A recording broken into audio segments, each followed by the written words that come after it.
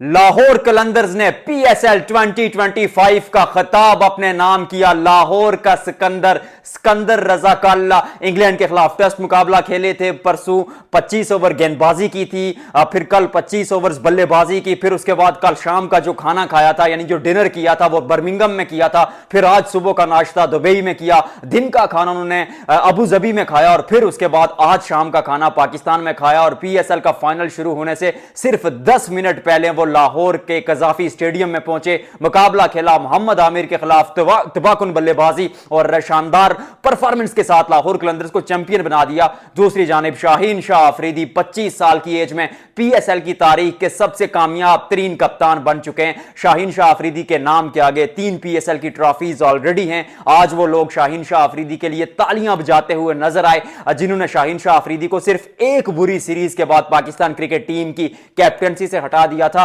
आज एक्चुअल में वो आपको स्टोरी भी बताऊंगा कि शाहीन को कैप्टनसी से क्यों हटाया गया था, क्या बाबर आजम ने कुछ किया था या कौन से वो ऑफिशियल्स थे, पीसीबी ने क्या किया था, वो उसकी चर्चा करूंगा। और ऑफ कोर्स इस मुकाबले की बात करेंगे क्योंकि पीएसएल की जो चैंपियन टीम बन चुकी है वो लाहौर कलंदर्स बन चुकी है। बहुत सारा कुछ है बात करने को। उसके साथ साथ आईपीएल की बात भी करेंगे कि क्या एमआई और आरसीबी का मुकाबला आपस में क्वालिफायर पड़ने जा रहा है, सिनेरियो क्या बन रहा है, किस टीम की वहां क्या ताकत है, वहां क्या कमजोरी है। जोश हेजलवुड ने ज्वाइन कर लिया है, लेकिन बुरी खबर यह है कि टिम डेविड के बारे में अभी तक आरसीबी ने कोई ऑफिशियल खबर दी नहीं। लेकिन सबसे पहले इस मुकाबले की चर्चा करते हैं। सिकंदर रजा की सबसे पहले अगर बात की जाए तो इंग्लैंड के खिलाफ मुकाबला खेले थे। शाहीन शाह अफरीदी को फोन किया कि मुकाबला हमारा खत्म हो चुका है, मैं वहां पर आना चाह रहा हूं, लेकिन इस मुकाबले को ना थोड़ा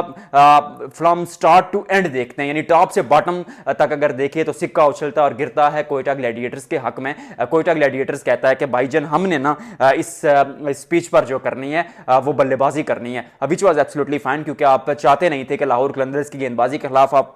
कोई भी टारगेट जो है फेस करें। इस मुकाबले के शुरू पर अगर आप देखें तो शाहीन शाह अफरीदी एक दफा फिर उसी तरह से गेंदबाजी करते हैं, उसी रफ्तार से गेंदबाजी करते हैं, फिर शुरू पर 1-2 विकेटें जल्दी गिर जाती है। 1-2 क्या एक्चुअल में विकेटें काफी ज्यादा जल्दी गिरती हैं, और विकेटें पैदर पे जब विकेटें गिरती हैं तो फिर प्रेशर बनने की बात आती है। कोयटा ग्लैडिएटर्स पर ऐसा होता नहीं है, क्योंकि रायल रुसोव आते हैं, शुरू पर जल्दी आउट हो जाते हैं, फिन एलन,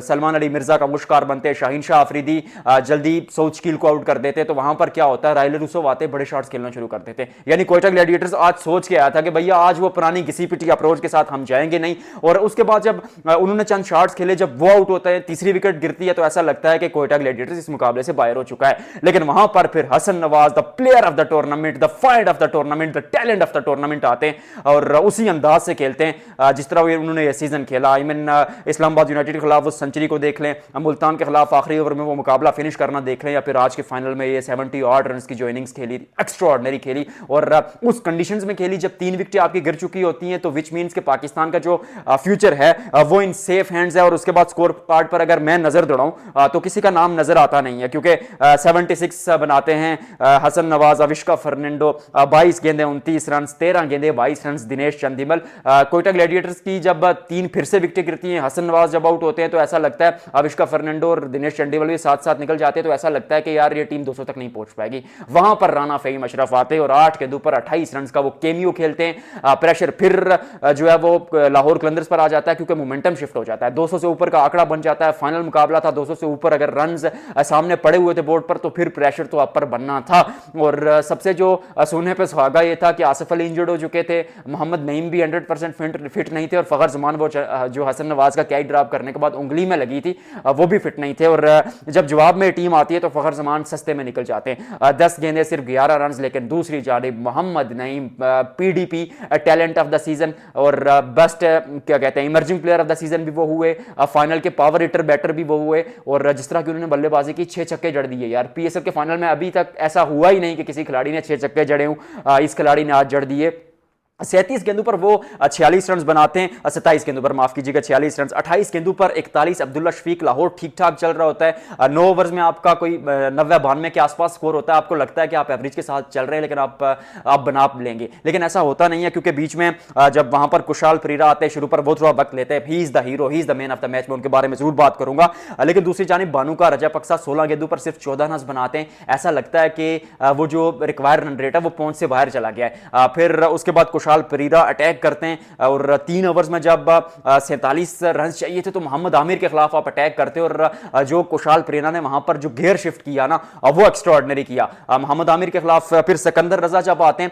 रजब अक्सा आउट होते हैं तो सिकंदर रजा आते हैं, तो ऐसा लगता है कि मोहम्मद आमिर 4 गेंदों पर तो 2 ही रन दे चुके, 1 विकेट ले चुके, मुकाबला तो वो ले जा चुके आपसे, लेकिन वो कमाल का छक्का वहां पर रसीद किया सिकंदर रजा ने मोहम्मद आमिर को, फिर एक चौका भी लगाया और फिर उसके बाद वो जो 2 गेंदों पर मोमेंटम शिफ्ट होता है, अगले ओवर में मोहम्मद आमिर से आप 18 रन ले जाते हैं, आप खुरम शहजाद को भी 15 से ऊपर रन बटोर देते हैं और वो कुशाल जानिद परीरा वो बैकफुट पर आकर जो स्क्वायर लेग के ऊपर से छक्का मार देते हैं, फिर सिकंदर रजा एक पॉइंट के ऊपर से छक्का मार जाते हैं। 3 ओवर्स में 47 रन चाहिए थे, लाहौर कलंदर्स कर जाता है। आखिरी ओवर में तो आपने एट दी एंड तो एक तरफा मुकाबला जीत लिया, लेकिन इस मुकाबले के जो हीरो थे, असल हीरो मैं कहूंगा सिकंदर रजा, क्योंकि मोमेंटम शिफ्ट करने की बात आती है। राइल यूसुफ का वो कीमती विकेट, फिर आप किन कंडीशंस में यहां पर आए,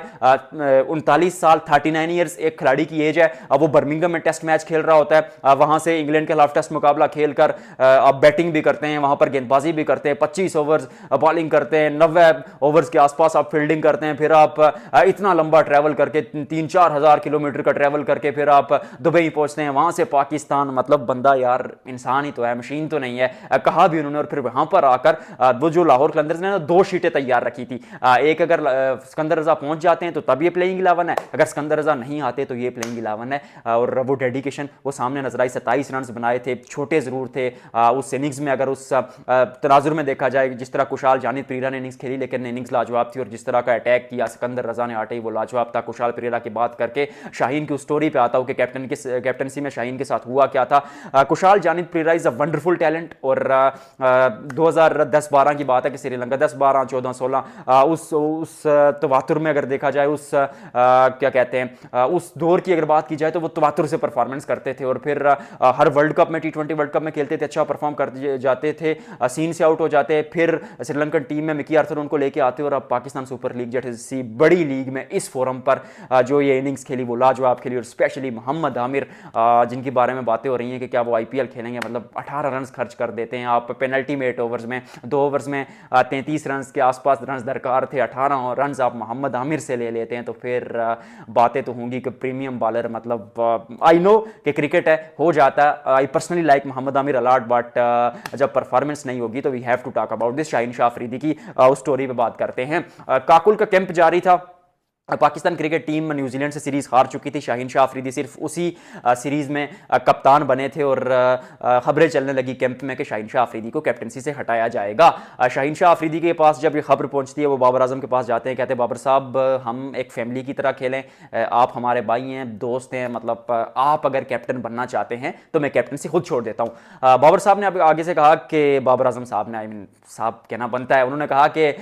शाहीन साहब जो आप कैप्टनसी की बात कर रहे हैं, मैं कैप्टनसी के पीछे भागने वाला आदमी नहीं हूं, आप कैप्टनसी को कंटिन्यू करें, मैं आपके साथ खुश हूं और आपके साथ खेलना चाहता हूं। 7-8 दिन गुजरते हैं तो फिर बाबर आजम दोबारा कप्तान बन जाते हैं और शाहीन शाह अफरीदी को कैप्टनसी से हटा दिया जाता है। मोहसिन नकवी साहब की जानिब से पाकिस्तान क्रिकेट बोर्ड ये अनाउंसमेंट करता है। अब फिर शाहीन शाह अफरीदी को यह बात जरूर चुभी कि आई एम श्योर के बाबर आजम को अगर कैप्टनसी चाहिए थी तो वो सामने आके मुझे कह देते, ये अंदरूने खाना, ये पीठ पीछे ये क्या स्टोरी चल रही थी शाहीन शाह अफरीदी। उसके बाद थोड़ा सा उस वो जो फ्रेंडशिप थी सोचना भी मना है तीनों की, बाबर, रिजवान, शाहीन, जो 3 बड़े कहूंगा कि पिलर्स थे पाकिस्तान क्रिकेट टीम के, उनमें थोड़ी सी वो दराड़ पैदा हो गई। और आई एम श्योर कि शाहीन शाह अफरीदी को, आई एम श्योर क्या, आई वांट, और मैं डंके की चोट पे कह सकता हूं कि शाहीन शाह अफरीदी को मजीद कैप्टनसी देनी चाहिए थी, क्योंकि इस तरह का कप्तान जो ब्रेव हो, जो दिलेर हो, जो बड़े डिसीजंस लेना जानता हो, जो अग्रेसिव हो, मतलब इस तरह के खिलाड़ी को आप एक सीरीज के बाद हटा देते। कैप्टनसी मटेरियल है, थोड़े से ओवर एग्रेसिव हैं लेकिन फास्ट बॉलर हैं, चलता है, मतलब तेज गेंदबाज पैड पे गेंद मारता है, वो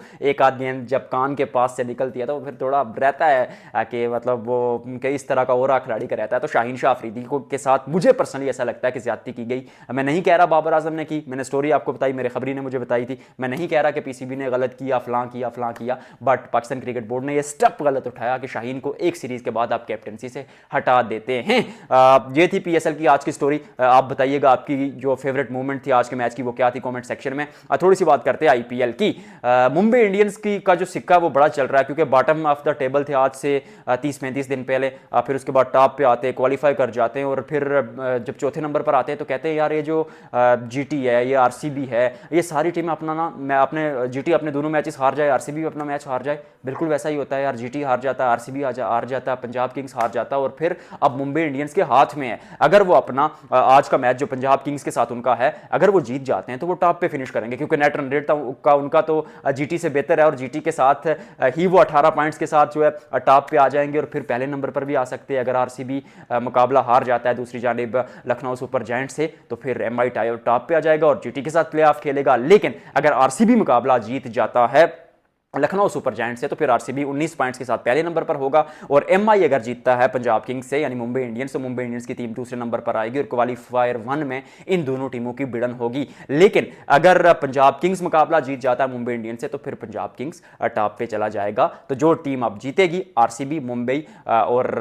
पंजाब किंग्स से, वो ऑब्वियसली टॉप पे जाएगी, मतलब टॉप 2 में एटलीस्ट आएगी, क्योंकि क्वालीफायर आप खेलेंगे आप उस सिनेरियो में, तो फिर वी शैल फाइंड आउट कि कहानी कहाँ जाती है। मुझे ऐसा लगता है कि शायद मुंबई और आरसीबी आपको प्लेइंग 11 क्वालीफायर खेलते हुए नजर आए, but you can't right of the Punjab Kings, क्योंकि श्रेयस अय्यर द कैप्टन वहां भी मौजूद है। तो आज की वीडियो में फिलहाल इतना ही, आपसे मिलते हैं अगले व्लॉग में।